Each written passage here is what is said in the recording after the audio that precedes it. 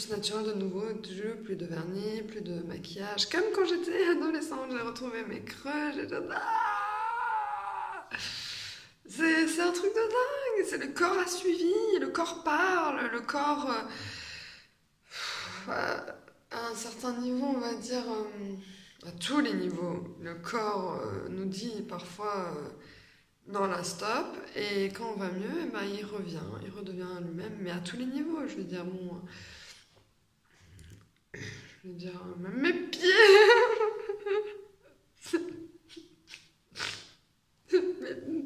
disons que... Bah, non, mais c'est la réalité. Quand on est dépressif, on a du mal à prendre soin de soi. J'avais jamais eu des pieds aussi, comme on dit, avec la corne, là. Et maintenant, en plus, je prends soin de moi, donc maintenant je prends soin de mes pieds. Et ils sont redevenus normaux aussi. Enfin, j'aime pas dire le mot normal. Ils sont redevenus eux-mêmes. Voilà, je suis redevenue moi-même. Alors aussi, je parle à moi-même dans ma chambre, enfin, ma chambre d'hôpital. Je parle toute seule. Et je faisais ça quand j'étais adolescente aussi. Moi, je dis pas que je suis redevenue adolescente. Hein. J'ai retrouvé ma personnalité d'adolescente, hein, c'est-à-dire un peu timide dans la vie, plus moins égocentrique, ouais, vraiment, moins parler de moi je.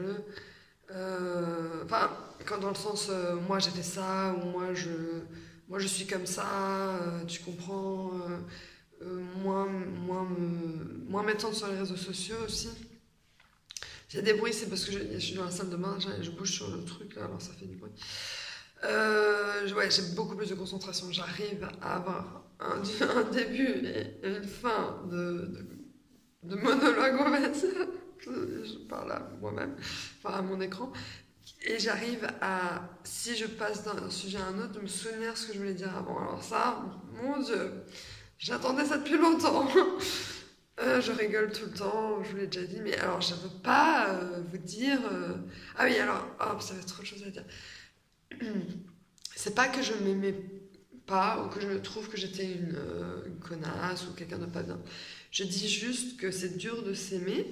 Après, j'étais pas quelqu'un de mauvais, j'étais quelqu'un de compliqué, on va dire.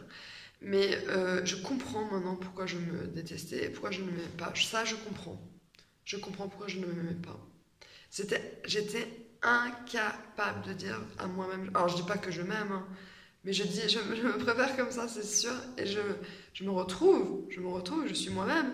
Et j'ai dit ce matin, welcome back, Melly, I missed you. Tu m'as manqué. Ouh, ça fait longtemps, ouais, je sais, ça fait longtemps que je t'ai pas vu, que je t'ai pas entendu. Ça fait du bien. Ça fait du bien, purée. Ça fait du bien, waouh. Et je pleure plus. Et je me trouve plus nulle, et je me trouve plus bête. Enfin, moi, pas ça.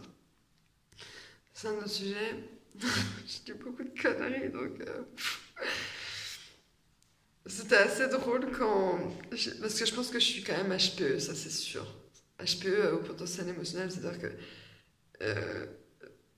ça me vient de ma grand-mère. Je fais un petit hint. Je sais pas comment dire ça en français. Bon, en tout cas... Nanny, thanks to you, I'm a loving and emotional person, thank you. C'est un petit message de ma grand-mère.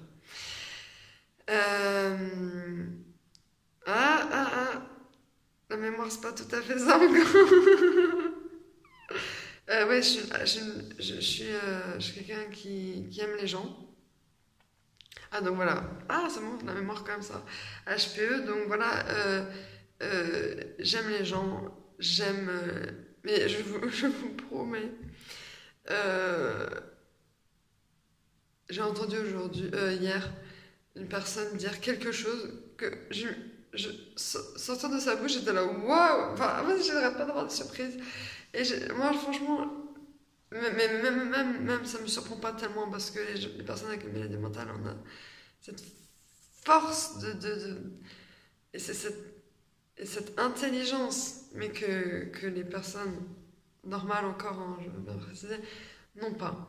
Et là, la personne sort. Je dis, waouh, c'est génial.